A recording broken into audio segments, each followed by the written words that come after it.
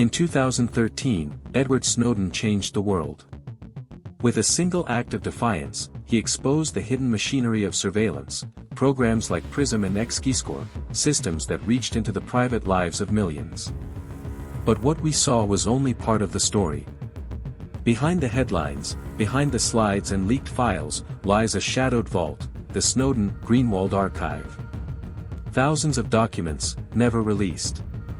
A mystery that still lingers more than a decade later. What do we still not know? And why were those files withheld? Snowden's archive contained tens of thousands of classified documents. Some revealed the NSA's partnerships with foreign intelligence agencies. Others mapped the technical blueprints of surveillance systems. Still more contained names, agents, informants, targets, whose lives could be endangered if exposed. The journalists who received the archive, Glenn Greenwald, Laura Poitras, and others, made a choice. They published some, but not all. The unreleased portions remain locked away. Why? The reasons are complex. National security concerns weighed heavily. Publishing certain files could compromise ongoing operations, reveal vulnerabilities, or aid hostile actors.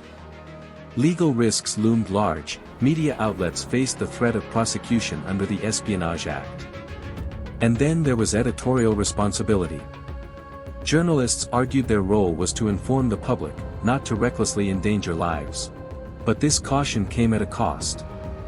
By withholding, they left us with unanswered questions. The ethics of this decision are still debated. On one side, full publication promises maximum transparency. Citizens cannot hold governments accountable without knowing the full truth. On the other, selective release balances transparency with safety, protecting lives while still exposing abuses. And then there is the argument for withholding entirely. Some information, critics say, is simply too dangerous to ever see the light of day. So what remains hidden? Were their programs even more invasive than PRISM?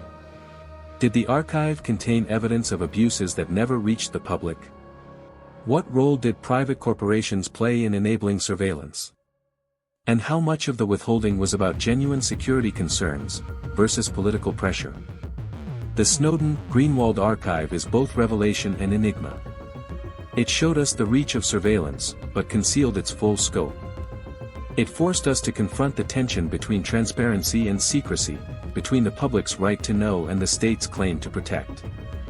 And so, more than a decade later, we are left with a haunting truth: the most important story of surveillance may not be what we learned, but what we still don't know.